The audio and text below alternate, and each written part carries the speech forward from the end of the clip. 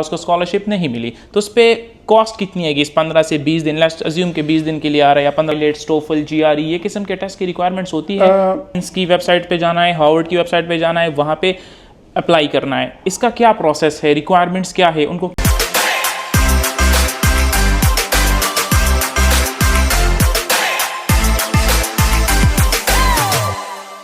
अस्सलाम वालेकुम, मेरा नाम है Umar Yousafzai and welcome back to my YouTube channel.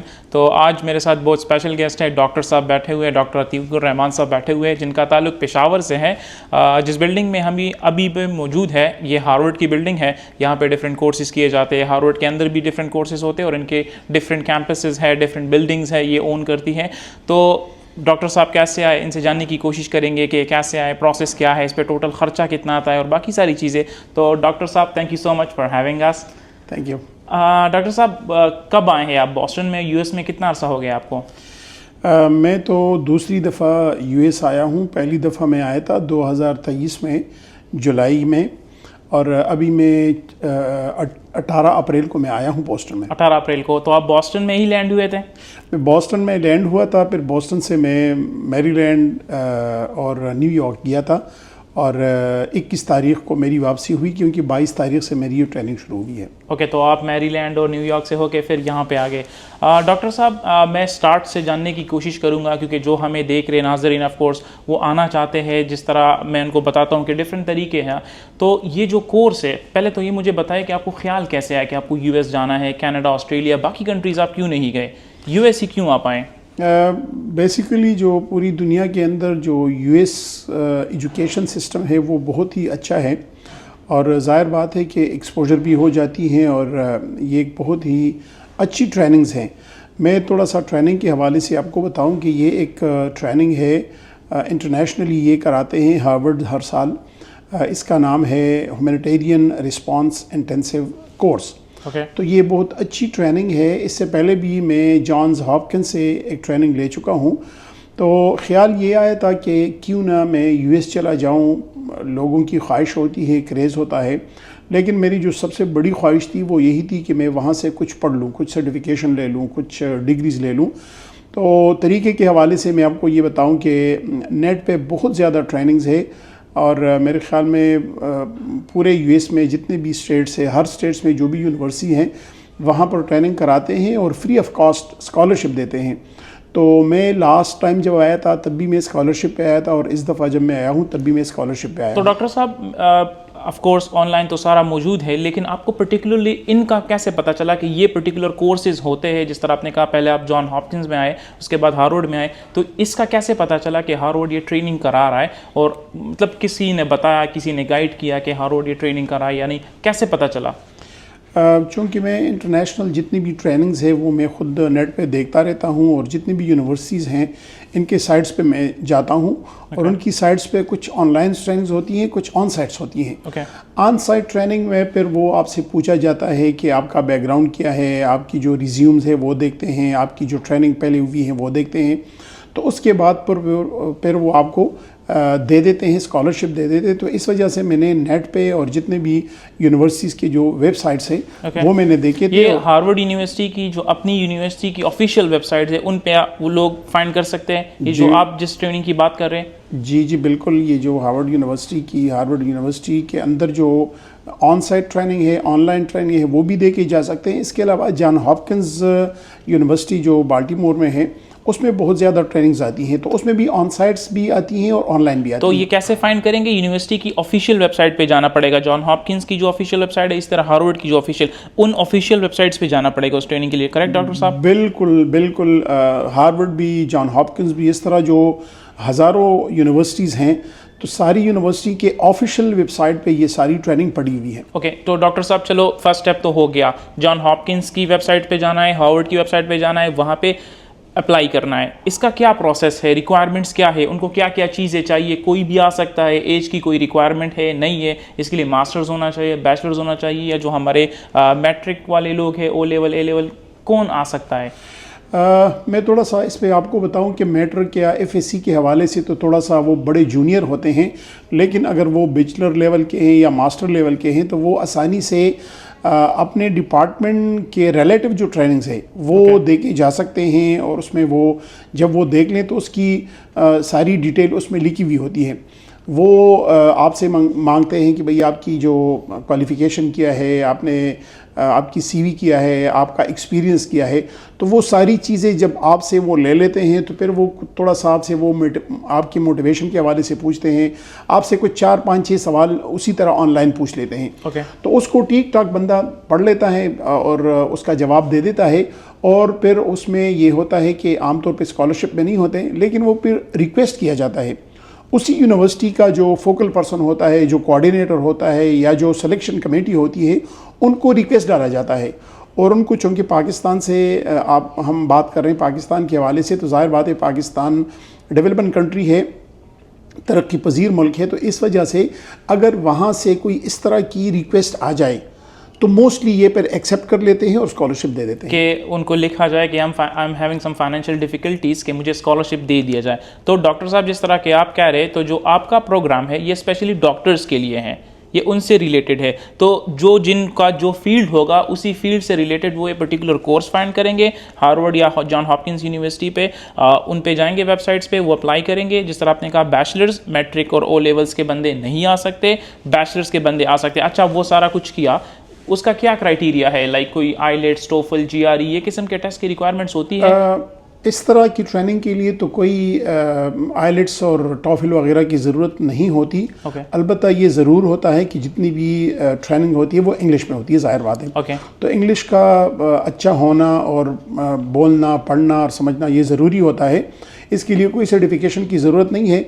अलबत्ता अगर आपसे वो कुछ क्वेश्चन कर लें तो इसको थोड़ा सा अच्छे तरीके से, और जो अच्छी अंग्रेज़ी होती है वो उसमें डाल के उसको जवाब दिया जाता है, जो ट्रेनिंग से पहले जो प्री रिक्विजिट होता है। जब ये आपको सेलेक्ट कर लेते हैं, आप एनरोल हो जाते हैं, तो फिर वो कुछ प्री रिक्विजिट के हवाले से 3, 4, 5 ऑनलाइन ट्रेनिंग्स होती हैं। तो वो किए जाते हैं, और जब वो आप पास कर लें, कोई 70-80% मार्क्स होते हैं, वो बड़े आसान होते हैं। उसमें क्या होता है? वो उसमें उसी ट्रेनिंग के हवाले से कुछ जो रेलेवेंट चीज़ें होती हैं, वो कुछ क्वेश्चनियर इनके होते हैं, टाइप होते हैं, एमसीक्यूज भी होते हैं, कुछ मतलब है 3-3, 4-4 सेंटेंसेस की भी क्वेश्चंस होते हैं। और जाहिर बात है कि वो ये देखना चाहते हैं कि आपका क्या लेवल है।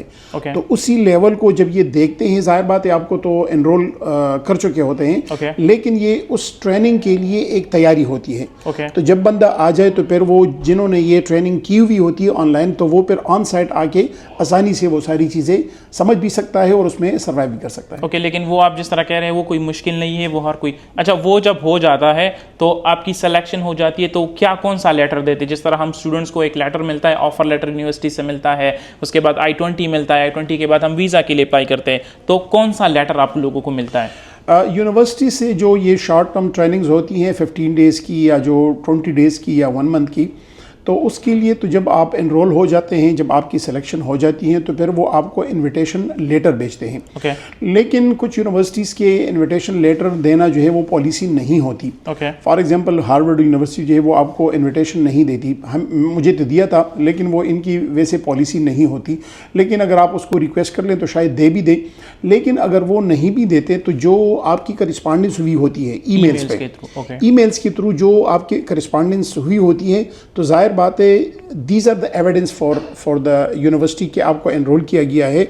और फिर उन्हीं ईमेल्स को लेके आप जब एम्बेसी जाते हैं तो वो आपको आसानी से वीज़ा दे देते हैं। डॉक्टर साहब, ड्यूरेशन की जो आपने बात की कि 10 दिन, 15 दिन, 1 महीना, मैक्स टू मैक्स कितना होता है ये? इसमें डिपेंड करता है ट्रेनिंग्स पे। कुछ ट्रेनिंग ऐसी होती हैं, फॉर एग्जांपल अगर मैं जिस ट्रेनिंग की अभी बात कर रहा हूँ, जो मैं आया हूँ, तो ये एक ग्लोबल इंटेंसिव सी ट्रेनिंग है, 15 डेज़ की है, जिसमें 10 दिन जो है वो क्लासरूम है, फिर 5 दिन जो है वो सिमुलेशन है, 4 दिन, और हमें एक जंगल लेके जाएंगे और वहाँ पर एक सिनेरियो बनाया जाता है, और उसी सिनेरियो में फिर हम अपना रोल प्ले करेंगे। तो ज़्यादा से ज़्यादा तो 20 दिन की ट्रेनिंग होती है, 3 वीक्स की, और कम से कम 1 हफ्ते की भी होती है। लेकिन मैं तो ये सजेस्ट करूँगा, जितने भी हमारे पाकिस्तानी कलीग्स हैं या जितने भी अदर कंट्री से जो आना चाहते हैं, तो वो कम से कम 15 डेज़ के लिए जो वो सेलेक्ट कर लें, ताकि वो उस 15 दिन में कुछ सीख भी लें और उसको थोड़ा अंदाज़ा भी हो जाए। 15 से लेके 20 दिन तक होती है। डॉक्टर साहब, एप्लीकेशन कोई फ़ी होती है इसकी? जिस तरह हम यूनिवर्सिटी में अप्लाई करते हैं तो उसकी कोई एप्लीकेशन फ़ी होती है? कोर्स प्रोग्राम की कॉस्ट तो अलग होती है, लेकिन एप्लीकेशन कोई प्रोसेसिंग फ़ी, जब आप एप्लीकेशन स्टार्ट करते हैं तो इसकी कोई एप्लीकेशन फ़ी होती है स्टार्टिंग में या नहीं? बिल्कुल होती है। ये मेरे ख्याल में कोई 50 से लेके $100 तक होती हैं, लेकिन अगेन मैं फिर भी यही कहूँगा कि अगर उनको आप रिक्वेस्ट कर लें, हाँ, वो भी वेव हो जाती है। वेव हो जाता है, क्योंकि मैं जब जॉन हॉपकिंस आ रहा था तब भी मुझे वेवर मिली थी, और जब मैं यहाँ आ रहा था तब भी मुझे वेवर मिली थी, और कोई इस तरह इतनी बड़ी चीज़ होती नहीं है, और ये कर लेते हैं। करेक्ट। मतलब अगर आप उनको बता दें, एक जस्टिफिकेशन के साथ बता दें, तो वो आसानी से जो है वो आपको वेव दे देते हैं। मैं बताता चलूं कि यहाँ पे अगर आप किसी भी यूनिवर्सिटी में एडमिशन लेना चाह रहे हैं, चाहे किसी भी स्टेट में हो, तो उसका एक एप्लीकेशन वेवर होता है। जिस तरह डॉक्टर साहब फरमा रहे हैं कि $50, तो आई थिंक जब मैं भी आया था तो ऐसी ही थी, कोई $40-50, अभी तो मुझे याद नहीं है कि कितनी है, लेकिन हर यूनिवर्सिटी की एक एप्लीकेशन फ़ी होती है। तो उसके लिए एक एप्लीकेशन होता है, आप गूगल पर जाके सिंपल से सर्च करें यूनिवर्सिटी एप्लीकेशन फ़ी वेवर के नाम से, और उसका थोड़ा सा फॉर्मेट चेंज कर दे, थोड़ी सी एडिटिंग कर ले, जिसमें ये बताया जाता है यूनिवर्सिटी को कि मैं financial difficulties, I am having some financial constraints, तो I am unable to pay this application fee, तो वो आपको वेव कर लेते हैं। अच्छा डॉक्टर साहब, एप्लीकेशन फी तो वेव हो गई, पता भी चल गया कि वेबसाइट कैसे अप्लाई होती है, वो सारा कुछ, कॉस्ट कितनी आती है इस पर? अगर कोई मतलब किसी को स्कॉलरशिप लेट्स अज्यूम नहीं मिली, उसने यूनिवर्सिटी को कहा उसको स्कॉलरशिप नहीं मिली, तो उस पर कॉस्ट कितनी आएगी इस 15 से 20 दिन? लेट्स अज्यूम के 20 दिन के लिए आ रहा है या 15 दिन के लिए, कितना खर्च आएगा? ये तो मुख्तलिफ यूनिवर्सिटीज़ की जो मुख्तलिफ फीसिस होती हैं। फॉर एग्जांपल अगर मैं जॉन हॉपकिंस की बात करूँ तो वो $2,500 उनकी फ़ीस थी। कितने दिन के लिए था वो? 15 डेज़ की, सिर्फ कोर्स की फी थी? हाँ बिल्कुल फ़ीस थी। तो लेकिन ज़ाहिर बात है, मुझे फिर वहाँ पर एकोमोडेशन और फीस फ्री हो गई है, तो मुझे तो वहाँ पर कोई पैसे नहीं देने पड़े। एकोमोडेशन भी ये लोग प्रोवाइड करते हैं? ये भी डिपेंड करता है। अब अगर मैं ये कहूँ कि हार्वर्ड जो है वो इनकी जो फीस थी वो 4,500, अभी का जो प्रोग्राम आप कर रहे हैं, अभी का जो है ये 4,500 इसकी फ़ीस थी, लेकिन इन्होंने मुझे वो फ़ीस माफ़ कर दी। मैंने दोबारा रिक्वेस्ट की है कि मुझे आप एकोमोडेशन भी दे दें, लेकिन यहाँ पर इस वक्त मतलब है कि अप्रैल और मई में बहुत ज़्यादा कोर्सेज चल रहे हैं पैरेलल। तो इस वजह से यहाँ पर जो एकोमोडेशन वाला सिस्टम है बहुत ज़्यादा टफ है, तो इस वजह से इन्होंने रिफ्यूज़ कर दिया कि मैं एकोमोडेशन, तो हम एकोमोडेशन नहीं दे सकते। लिहाजा मुझे एकोमोडेशन तो नहीं मिली, अलबत्ता मुझे जो 4,500 की फ़ीस है वो मुझे फ्री हो। लेकिन डॉक्टर साहब 4,000 फिर भी, अगर आप लोग यूएस आना चाहते हैं तो 4,000 फिर भी कुछ नहीं है, क्योंकि जो मास्टर्स का प्रोग्राम यहाँ पे किया जाता है उसकी तकरीबन ऑन एवरेज मैं बात करूँ तो 65 से ऊपर 80 तक आता है। ये सिर्फ कोर्स की बात कर रहा हूँ, बाकी लिविंग एक्सपेंसेस डिपेंड करता है कि आप कहाँ रहे। ओके डॉक्टर साहब, यहाँ तक हो गया। आपको, आप जिस तरह आपने कहा कि इन्विटेशन मिल भी सकता है, नहीं भी मिल सकता है, लेकिन फिर भी आप जीमेल के थ्रू, जो कॉरेस्पॉन्डेंस है उसके थ्रू आप वीज़ा के लिए अप्लाई करते। वीज़ा एप्लीकेशन आपने कैसे फिल किया? DS-160 जो है उसमें किसने आपकी हेल्प की? क्योंकि बहुत सारे लोग कहते हैं कि वो बहुत ज़्यादा टेक्निकल होता है। बहुत ही आसान है। उमर, मैं आपको ये बता दूं कि लोगों ने वैसे एक कंसेप्ट बनाया हुआ है कि बहुत मुश्किल है, लेकिन बहुत ही आसान है। अगर आपको कंप्यूटर आता है तो आप कंप्यूटर पे जो DS-160 फॉर्म है इसको आप जल्दी लिखें, इसको फिल करें, अपने पास पासपोर्ट रखें, अपने पास जितने भी आपकी यूनिवर्सिटी है इंफॉर्मेशन है वो सारी चीज़ें रख लें, और इसको आप फिल कर दें। जो ही ये फिल हो जाए तो फिर वो आपसे कहते हैं कि भाई आप पैसे जमा करें। तो जो वीज़ा फ़ीस है $185, हाँ, तो वो जो वीज़ा फ़ी है वो आपसे कहा जाता है।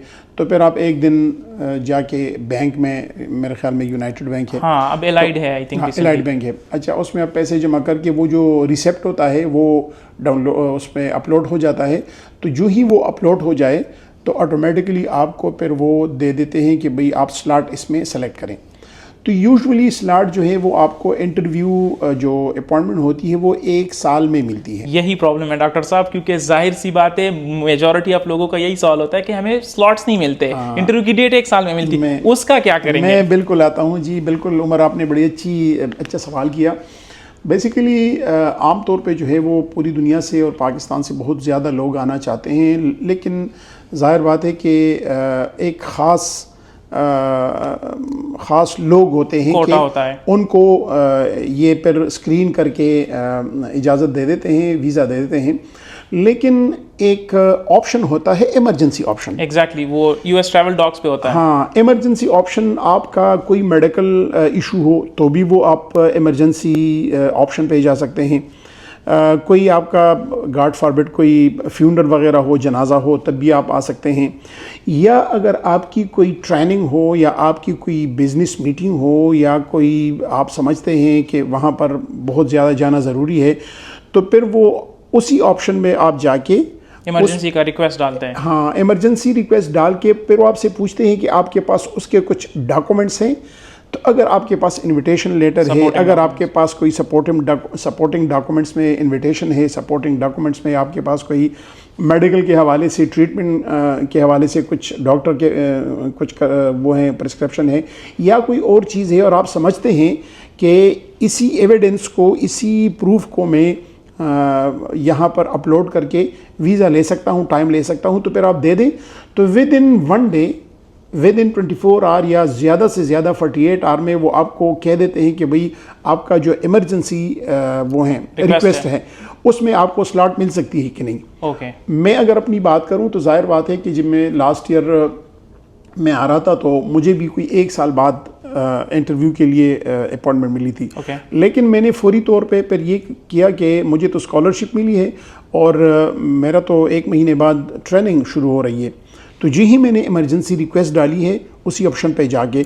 तो मुझे इन्होंने बिल्कुल नेक्स्ट डे पे टाइम दिया, स्लॉट दे दिया और उसी स्लॉट पे मैंने क्लिक करके फिर मुझे ऑटोमेटिकली वो ईमेल आई है कि भाई आप कल आ जाइए। आपने खुद से किया या किसी एजेंट की हेल्प ली? आपको ये सारा कुछ कैसे पता? मैंने खुद से किया था। आपने सारा मैंने खुद से किया था। एक दोस्त ने कहा कि जी BS 160 है, तो जाहिर बात है थोड़ा सा कंप्यूटर तो आता है, तो इंटरनेट पे बैठ के जब उसको निकाला तो जाहिर बात है उसी चीज़ को फिर सारा आपने खुद आहिस्ता आहिस्ता करता रहा 2-3 दफ़ा। जाहिर बात है वो सेशन आउट हो जाता है, लेकिन जाहिर बात है अगर आप 3 दफ़ा 4 दफ़ा करें तो फिर वो बंदा कर सकता है, तो ये इतना मुश्किल नहीं है। इमरजेंसी की एक चीज़ मैं क्लियर कर दूं कि यहाँ पे ये है कि जब भी आप वीज़ा के लिए अप्लाई करते हैं, पहले तो ये कि F1 स्टूडेंट जब भी अप्लाई करते हैं तो इसमें जब आप F1 डालते हैं तो वो आपको प्रायोरिटी बेसिस पे, जिस तरह डॉक्टर साहब ने कहा हर बंदे का केस डिफरेंट है। B1 B2 पे जो लोग आते हैं विजिट वीज़ा पे तो उनको अपॉइंटमेंट 1 साल बाद मिलती है, लेकिन स्टूडेंट वीज़ा पे यूजुअली जल्दी आपको अपॉइंटमेंट मिल जाती है। उसमें यह है कि F1 पे जब भी आप अप्लाई करते हैं तो 1-2 महीने के अंदर आपको अपॉइंटमेंट मिल जाती है।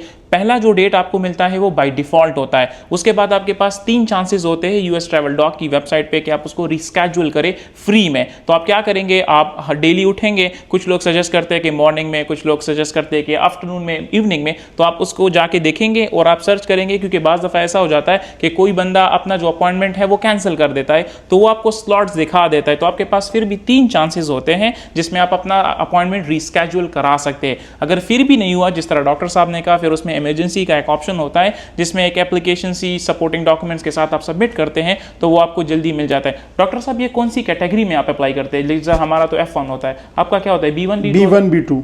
वीज़ा कितने साल का मिलता है आपको? मुझे तो मिला है 5 ईयर्स का मल्टीपल। 5 ईयर्स का आपको मल्टीपल वीज़ा मिलता है। ओके डॉक्टर साहब, आपको वीज़ा मिल गया। अब इंपॉर्टेंट चीज़ पे आते हैं, इंटरव्यू की डेट आपको मिल गई। सबसे इंपॉर्टेंट चीज़ तो ये US वीज़ा का इंटरव्यू कैसे गया? इस्लामाबाद कॉन्सुलेट में जब आप गए तो किस तरह के सवाल आपसे पूछे गए? क्योंकि जाहिर सी बात है वो एक चीज़ है जिसमें लोग डरते हैं, और आपका जो ड्रेस कोड था वो क्या था? मैं बिल्कुल आम कपड़ों में गया था, जाहिर बात है पैंट शर्ट में मैं गया था, आम सा। जब वो बाहर वाला प्रोसेस जब हो गया तो जब मैं चला गया तो पहला सवाल मुझसे ये किया कि आप क्यों जाते हैं? तो मैंने कहा कि मुझे जॉन हॉपकिंस यूनिवर्सिटी ने सेलेक्ट किया है, स्कॉलरशिप दी है, तो मैं जा रहा हूँ। ओके। इतना सा मैंने जवाब दिया। फिर उसने कहा कि कितने अरसे के लिए जा रहे? तो मैंने कहा 21 दिन के लिए, क्योंकि 15 दिन मेरी ट्रेनिंग थी और जाहिर बात है 3-4 दिन ट्रैवल वगैरह। फिर उसने कहा कि आपका कोई रिलेटिव है? तो मैंने कहा कि नहीं है। उसने कहा कि आपकी कोई इंटरनेशनल ट्रैवल हिस्ट्री है? तो मैंने कहा कि ये मुल्क है, ये है, ये है, ये है, स्विट्ज़रलैंड, तुर्की, कतर, सऊदी अरब, दुबई। तो मैंने कहा कि दिखाऊं? तो उसने कहा नहीं, ज़रूरत नहीं है। ये 4 सवालात थे, बाकी कोई सवाल मुझसे नहीं हुआ था। कोई टेंशन नहीं थी, कोई एक्स्ट्रा जो है वो बंदा कहे कि भाई मैं ये कपड़े पहनूं, ये करूं, वो करूं। नहीं नहीं नहीं, बिल्कुल गैर ज़रूरी जो वो सवाल करें उसी का जवाब दें, गैर ज़रूरी जवाब ना। हाँ, बिल्कुल प्रिसाइजली बता दें। बिल्कुल ये ना बताएं कोई वो डिटेल में जो हम बहुत किस्से कहानियाँ बनाते हैं, सुनाते हैं, क्योंकि आप फंस जाते हैं, उनको मौका मिल जाता है। हाँ, बिल्कुल कीड़े निकालने का। और जाहिर बात है कि जब आप उस वक्त आप कॉन्फिडेंट होते हैं जब आपकी सारी चीज़ें ट्रांसपेरेंट होती हैं जी। तो जब आपकी सारी चीज़ें ट्रांसपेरेंट होती हैं तो डरने की और टेंशन लेने की कोई ज़रूरत नहीं है। तो फिर बस उसने मुझे वो दे दिया, ब्लू कागज़ दे दिया, मुझे तो नहीं पता था। साथियों ने कहा कि भाई आपको तो वीज़ा मिल गया। हाँ, ब्लू स्लिप आपको दे देते, आपको कहते हैं collect your passport within a week. तो फिर पासपोर्ट तो मुझसे पहले लिया था और उसके बाद फिर मैंने जो है वो एक दिन बाद मुझे मैसेज आया कि आप वहाँ से अपना पासपोर्ट कलेक्ट कर। यहाँ पे एक चीज़ मैं क्लियर करते जाऊँ, जो मैं हमेशा कहता हूँ इंटरव्यू का ट्रिक ये है कि ट्राई टू बी स्पेसिफिक। आपसे जो पूछा जाए वही आपको आंसर करना है, आपने एक्स्ट्रा इन्फॉर्मेशन नहीं प्रोवाइड करनी है, क्योंकि जो वीज़ा ऑफिसर्स बैठता है वो 150 से 200 तक 300 तक लोगों का इंटरव्यू करता है, उस पर बहुत ज़्यादा प्रेशर होता है, तो उसके पास इतना ज़्यादा टाइम नहीं होता है कि आपको जज करे। वो 2-3 सेकंड में डिसाइड करता है कि आपने वीज़ा उसको देना है या नहीं देना है। तो try to be specific, short, आपने प्रिसाइज होना है, आपने एक्स्ट्रा इन्फॉर्मेशन नहीं देनी है, क्योंकि उसको मौका मिल जाता है क्वेश्चनिंग का। डॉक्टर साहब, डॉक्यूमेंट्स आप कौन से लेके गए थे? डॉक्यूमेंट्स तो जाहिर बात है कि एक तो मैं जो इनविटेशन लेटर था वो मैं लेके गया था। उस वक्त मैं इंटरनेशनल फेडरेशन में काम कर रहा था, तो जो अपॉइंटमेंट लेटर था मुझे दिया गया था वो मैं लेके गया था। साथ में मेरे जो 3-4 वीज़े थे उसकी कॉपी करा के मैं अपने साथ लेके गया था। ये 3 चीज़ें थी। बाकी कोई ऐसी चीज़ नहीं थी बस। और एहतियात के लिए अगर DS 160 का जो कंफर्मेशन है वो भी आप अपने साथ लेके जाए, क्योंकि बाज़ औक़ात वो पूछ लेते हैं, और जो अपॉइंटमेंट की कंफर्मेशन है। डॉक्टर साहब, आपका ये सारा प्रोसेस हो गया और आप US में आ गए, आपको वीज़ा मिल गया, और US में आप फिर बॉस्टन में आए अभी? इस दफ़ा मैं बॉस्टन आया हूँ डायरेक्ट। इससे पहले आप न्यूयॉर्क में थे? मैं उससे पहले मैं गया था डैलिस पे मैं उतरा था, जो लास्ट ईयर में आया था। तो डैलिस से फिर मैं बाल्टीमोर गया था। तो बॉस्टन कैसा लगा आपको? वैसे बॉस्टन तो बड़ा अच्छा है, बहुत ही ज़ाहिर बात है कि एजुकेशन हब है, यूनिवर्सिटियाँ बहुत ज़्यादा है और स्टूडेंट्स बहुत ज़्यादा है। तो इस वजह से ज़ाहिर बात है, अगर मैं वाशिंगटन DC की बात करूं और बॉस्टन की बात करूं तो वाशिंगटन DC तो ज़ाहिर बात है वो तो कैपिटल, न्यूयॉर्क, और उस न्यूयॉर्क बहुत ज़्यादा कंजेस्टेड है, और बॉस्टन जो है वो बहुत ही अच्छा है, खूबसूरत है, इसके लोग भी अच्छे हैं। डॉक्टर साहब, एक और सवाल जो आई थिंक मैंने मिस किया स्टेटमेंट के हवाले से। बहुत सारे लोग कहते हैं कि आपके पास बैंक स्टेटमेंट बहुत बड़ी होनी चाहिए, तो US आने के लिए आपके पास कितनी स्टेटमेंट थी? अगर मैं बात करूं कि आप इससे पहले जो आए थे या अब जो आए थे, आपके पास बैंक में कितने पैसे थे? लेट्स अज्यूम, क्योंकि लोग कहते हैं कि एटलीस्ट आपके पास 80 लाख होने चाहिए, 1 करोड़ होना चाहिए, कितना होना चाहिए आपके पास स्टेटमेंट? मैं जब लास्ट टाइम आ रहा था तो उस वक्त मेरे ख्याल मेरे बैंक में कोई 1 लाख पाकिस्तानी रुपए थे। 1 लाख? मुझसे न पूछा था और न मेरे जहन में ये था कि मुझसे पूछा जाएगा। स्टेटमेंट चेक नहीं की गया? कोई स्टेटमेंट चेक नहीं की थी, पूछा भी नहीं था, जाहिर बात है। बाकी कोई डॉक्यूमेंट चेक किया था आपका? नहीं। इस दफ़ा क्या हुआ? इस दफ़ा स्टेटमेंट कितनी? इस दफ़ा भी नहीं पूछा था। इस दफ़ा शायद कुछ पैसे ज़्यादा थे। आप मेरी जेब की क्यों तलाशी ले रहे हैं? लेकिन जाहिर बात नहीं, just to be very honest, नहीं, ऑफ कोर्स, क्योंकि लोग कहते हैं कि जब वीज़ा आपको लगाना है तो आपके पास कैश बहुत ज़्यादा होना चाहिए। स्टूडेंट इसमें ये करते हैं कि उधार ले लेते हैं, कुछ रिलेटिव से ले लेते हैं, इसीलिए मजबूरी की वजह से, जो हम हमेशा कहते हैं कि एक मिथ है, क्योंकि डॉक्यूमेंट्स चेक नहीं। आपकी बैंक स्टेटमेंट चेक की गई थी? बिल्कुल चेक नहीं की गई थी। स्टूडेंट के हवाले से तो ज़्यादातर आपको पता होगा, लेकिन चूंकि मैं तो एक प्रोफेशनल अप्रोच पे आया था, तो इस वजह से मेरा कोई स्टेटमेंट चेक नहीं कहता, और मुझसे पूछा भी नहीं था कि आपके पास बैंक में कितने पैसे हैं, बिल्कुल नहीं पूछा था। जो मैं हमेशा कहता हूँ, कोई स्टेटमेंट नहीं चेक की जाती, कोई डॉक्यूमेंट्स आपके चेक नहीं किए जाते। और ये थे हमारे साथ डॉक्टर साहब। डॉक्टर साहब, अगर एक एडवाइस आप देना चाहते हैं जो हम लोगों को देख रहे, जो भी देख रहे, जो एक इंटरेस्टेड है कि ऐसे कोर्सेज पे आए, तो थोड़ा सा अगर मैं चाहता हूँ कि इसको समराइज़ करूँ मैं, तो आपने कहा कि ये शॉर्ट कोर्सेज होते हैं, 10-15 दिन के, 20 दिन के भी हो सकते हैं, जो डिफरेंट यूनिवर्सिटीज़ ऑफर करती है, हर साल ये होते हैं, और जॉन हॉपकिंस भी ऑफर करती है, क्योंकि आपका एक्सपीरियंस सिर्फ जॉन हॉपकिंस के साथ है और हार्वर्ड के साथ है, तो हर साल ये कोर्सेज होते हैं। आप लोगों ने क्या करना है, आपने जॉन हॉपकिंस की वेबसाइट पे जाना है, हार्वर्ड की वेबसाइट पे जाना है, क्योंकि डॉक्टर साहब की केस में यही है, वो उनकी वेबसाइट्स पे आपने ये देखना है, उनके रिक्वायरमेंट्स पूरे करने, एप्लीकेशन फ़ी होती है, जिस तरह डॉक्टर साहब ने कहा, वो भी आपको वेव्ड हो जाती है। आपने अप्लाई करना है, डॉक्यूमेंट सबमिट करने हैं, कुछ क्वेश्चंस पूछे जाएंगे आपसे शॉर्ट से। इंटरव्यू नहीं होते ना डॉक्टर साहब इसमें? नहीं होता है। उसके बाद आपको इन्विटेशन लेटर या दे देंगे या नहीं देंगे। अगर इन्विटेशन लेटर दिया, उसके बेसिस पे आप अप्लाई कर लेंगे। अगर नहीं दिया तो आप जीमेल्स के थ्रू, जिस डॉक्टर साहब कह रहे हैं, इस दफ़ा आपको इन्विटेशन लेटर नहीं मिला था हार्वर्ड की वजह से, तो जो जीमेल्स के जो मैसेजेस आते हैं जिसपे आपको कहा जाता है कि आप आ सकते हैं, आप सेलेक्टेड है, तो उस बेसिस पे भी आप अप्लाई कर सकते हैं और फिर आपका वीज़ा है और बाकी सारी चीज़ें हैं। तो $4,500 जिस तरह डॉक्टर साहब ने कहे, इस दफ़ा 15 दिन का इनका ये कोर्स है, तो आप इस पे भी आ सकते हैं। डिफरेंट तरीके हैं। डॉक्टर साहब, अगर एक एडवाइस आप देना चाहते हैं जो हमें देख रहे हैं, जो इंटरेस्टेड है यूएस आना चाहते हैं, तो क्या कहना चाहेंगे आप लोगों को? Thank you Umar. आपके जो व्यूवर्स हैं, हमारे जो देखने वाले हैं, सामीन हैं, नाजरीन हैं, इसको मैं यही एडवाइस करूँगा कि यूएस में जितनी भी यूनिवर्सिटीज़ हैं, तमाम यूनिवर्सिटियों में एनुअली कुछ ट्रेनिंग्स होती हैं, कुछ स्कॉलरशिप्स होती हैं। तो कोशिश करें कि उन्हीं स्कॉलरशिप पे आप आ जाएं, उसके लिए अप्लाई करें। कोई मुश्किल काम नहीं है, कोई इशू नहीं है, आप करके देख लें, कॉन्फिडेंटली आप आ जाएं। यहाँ पर बहुत ज़्यादा पाकिस्तानी आते हैं, मैं भी आया हूँ, ज़ाहिर बात है। तो आप उस पर जाके जो रिक्वायरमेंट है वो पूरी कर लें और होपफुली कि आपको आसानी से वीज़ा भी मिल सकता है, आप आ भी सकते हैं, यहाँ पर एंजॉय भी कर सकते हैं, आपका एक्सपोजर भी हो जाएगा और आप सीखने सिखाने के हवाले से भी आपको बहुत ज़्यादा चीज़ें मिल जाएंगी।